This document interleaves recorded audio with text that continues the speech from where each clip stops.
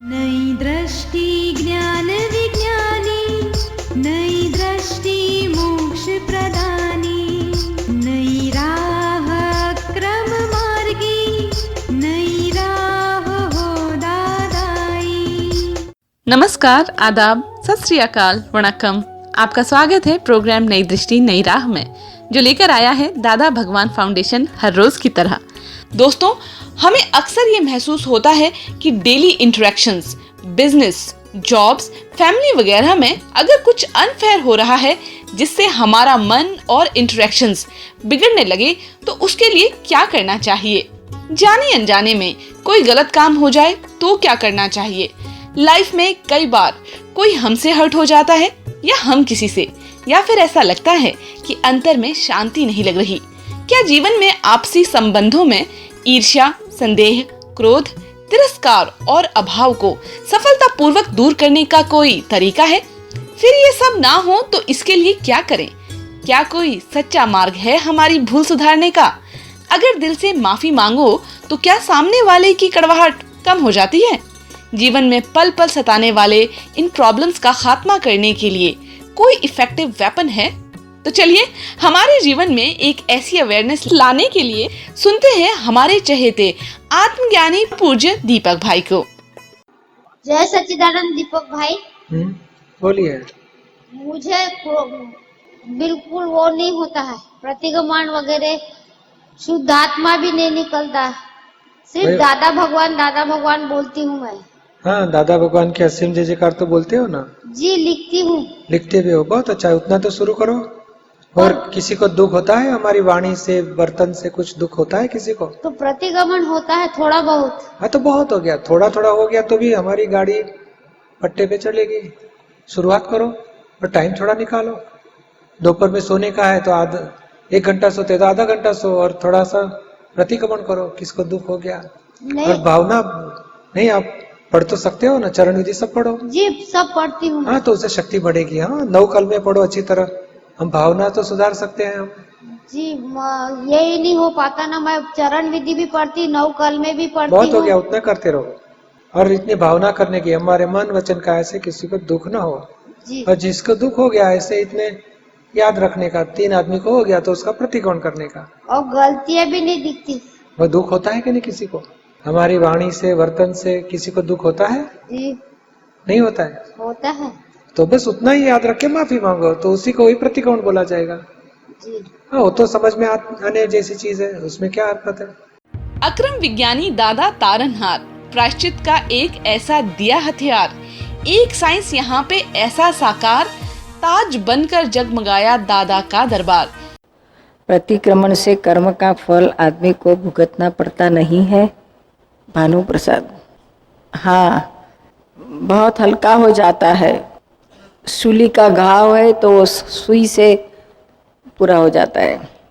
पहाड़ सर पे गिरने का हो तो छोटा सा पत्थर गिर के पूरा हो जाता है, कंकर गिर के सॉल्व हो जाता है। इतना फर्क होता है। आपके प्रतिक्रमण पर बहुत आधार है, कितने पश्चाताप से, जोरदार पश्चाताप से आप प्रतिक्रमण करते हैं, इस पर आधार है। आपका अपनी ही गलती देखना, सामने वाले की गलती नहीं देखना। मेरे ही कर्म का हिसाब है, मैंने कुछ किया है पिछले जन्म में तो अब मेरा को फल मिल रहा है, तो अभी पूरा करो। अभी उसको दोबारा दोषित मत देखो। दोबारा दोषित देखेंगे तो ये हमारा कर्म का सिलसिला चालू ही रहेगा जन्मों जन्म तक। अभी इस जन्म में हमें ख़त्म करना है तो उसका जोरदार प्रतिक्रमण करो। बस उसके दोष देखना बंद करो।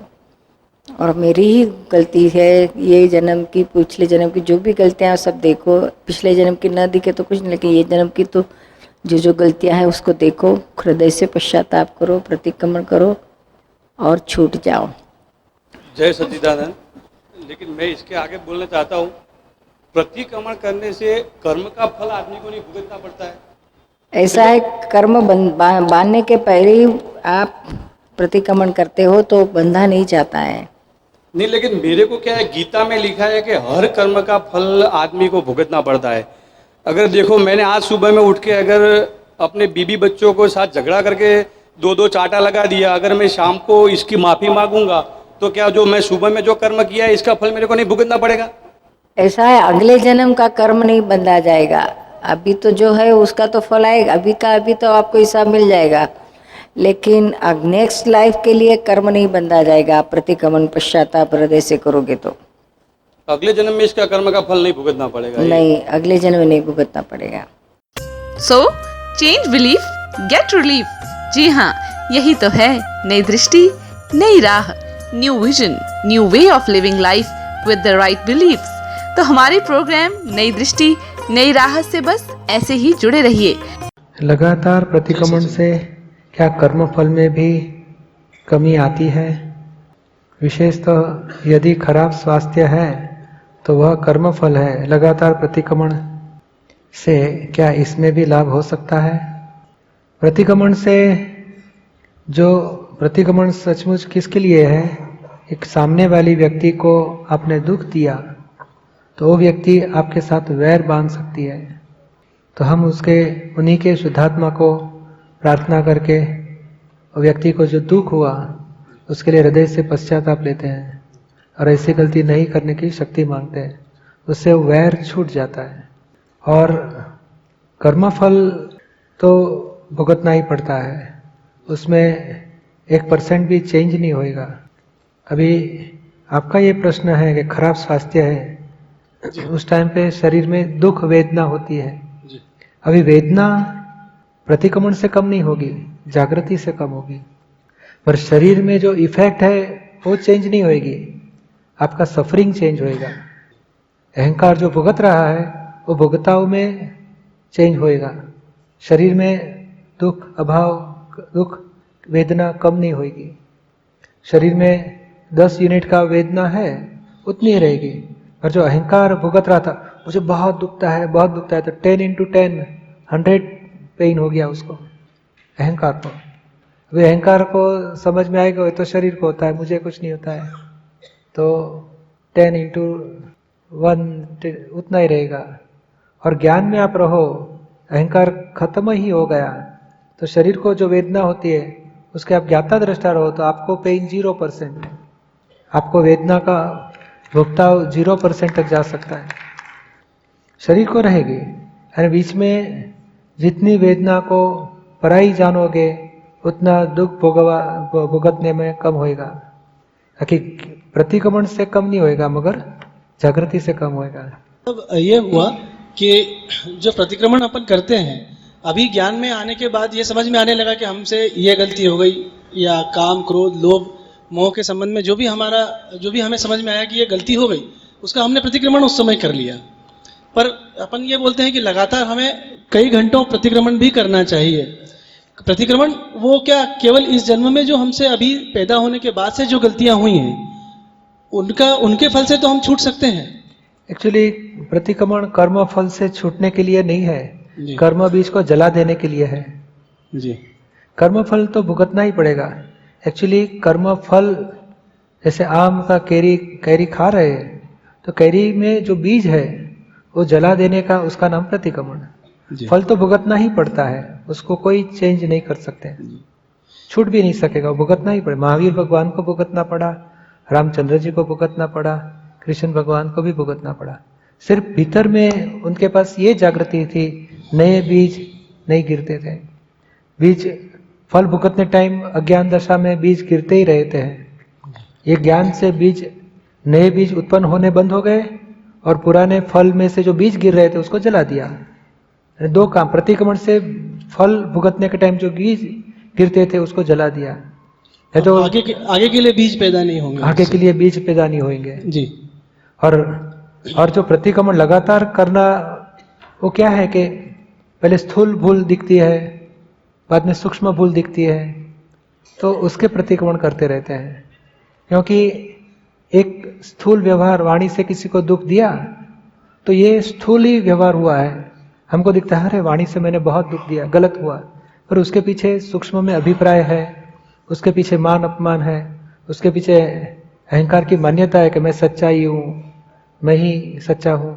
ऐसे सूक्ष्म सूक्ष्म सूक्ष्म लेवल में बहुत प्रकार की गलतियां होती है, और वो ज्यादा करके जब दिखाई देती है और उसके जब प्रतिक्रमण हो जाते हैं बाद में स्थूल व्यवहार में भी चेंज हो जाता है।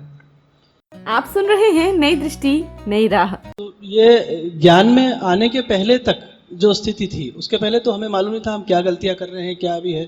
तो इसका कर्म फल भी अब तो निश्चित हो गया हमारे साथ। नहीं, तो अगले जन्म में जाके उनको तो भोगना पड़ेगा। नहीं, इस लाइफ में जैसे 31 मार्च आने के पहले दिसंबर में आपको मालूम हो गया कि इतना इतना प्रॉफिट लॉस का जो भी बैलेंस शीट में आपको मालूम हुआ, कच्ची बैलेंस शीट, आप थोड़ा सा ये करके वो करके कमाई होके आपकी रिकवर कर लिया, तो बाद में 31 मार्च के बाद आपको चेंज नहीं कर सकते। यानी जैसे बिजनेस में चेंज नहीं कर सकते, तो 31 मार्च यानी ये लाइफ का जो एंड है, जो लाइफ जब मृत्यु होती है जी, वहां तक कॉजेज प्लस माइनस होते जाते, चेंज होते रहता है।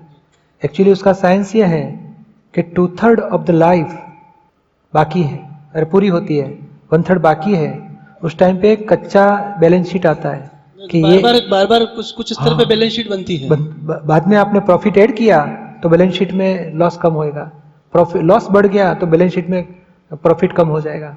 तो ये प्लस माइनस होते होते every 2/3 of the life again change होता है। यानी 81 ईयर्स जीने वाला होगा तो 54 ईयर्स में उसका आयुष्य का बंध गिरता है। ये आदमी कहाँ जाएगा, जानवर में, मनुष्य में, देवगति में।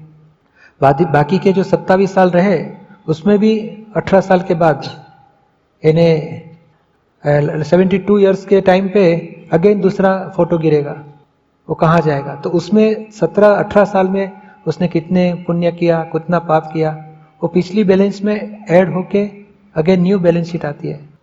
यानी हमारा ऐसे बाद में 9 साल रहे तो अगेन 6 साल के बाद न्यू बैलेंस शीट आएगी, क्या पाप पुण्य उसने ज्यादा किया है। जो कुल आयुष्य फिक्स जो होके आया है आदमी, उसके 1/3 पे एक बार बैलेंस शीट आती रहेगी। हाँ, exactly. और उस बैलेंस शीट के समय अगर जागृति आ गई आपकी तो आप पिछली बैलेंस शीट को बैलेंस कर सकते हैं। एक्चुअली बैलेंस शीट के टाइम पे नहीं, मगर बाद में भी कभी भी जागृति आई और आपने, अभी हमें क्या होता है कि ये ज्ञान के बाद सबसे बड़ा तो ज्ञान से कर्म बीज डालने वाला अहंकार वो खत्म हो जाता है। जो सूक्ष्मतम अहंकार था वो खत्म हो गया और आत्मा की जागृति शुरू हो जाती है। अभी जो चार्ज करने वाला अहंकार ही खत्म हो गया। और दूसरा क्या होता है कि कितने प्रकार के पाप जल जाते हैं। समझ लो कर्म में हम डिवीजन करें तो एक वराळ स्वरूप कर्म रहता है, भाप यानी स्टीम स्वरूप, दूसरे पानी स्वरूप और तीसरा बर्फ स्वरूप। तो बर्फ वाला रह जाता है, पानी और वराळ स्वरूप वाले कर्म जल जाते हैं ज्ञान विधि में ही।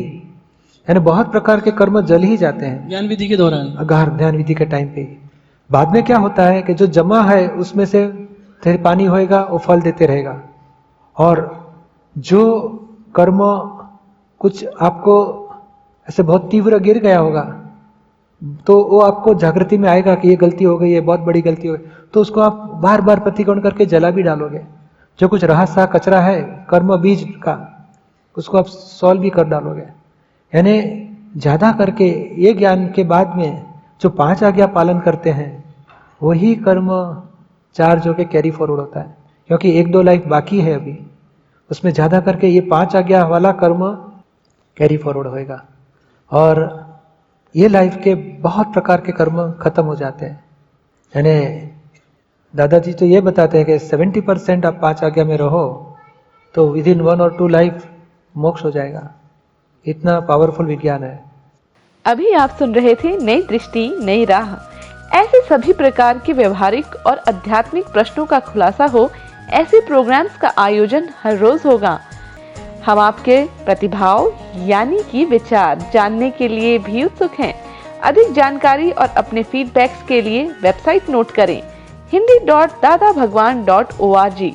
यहाँ पर आप सेमिनार्स की information, books, audios, videos free of charge access कर सकते हैं, या फिर ईमेल करें dadaonradio@us.dadabhagwan.org। आप हमें कॉल भी कर सकते हैं at 1877-505 दादा एक्सटेंशन 23। और टीवी पर हमारे प्रोग्राम्स देखना ना भूलें। आपका कलर्स, आस्था और टीवी एशिया पर भी। आज के लिए हमें दें इजाजत। कल फिर मिलते हैं इसी समय इसी जगह।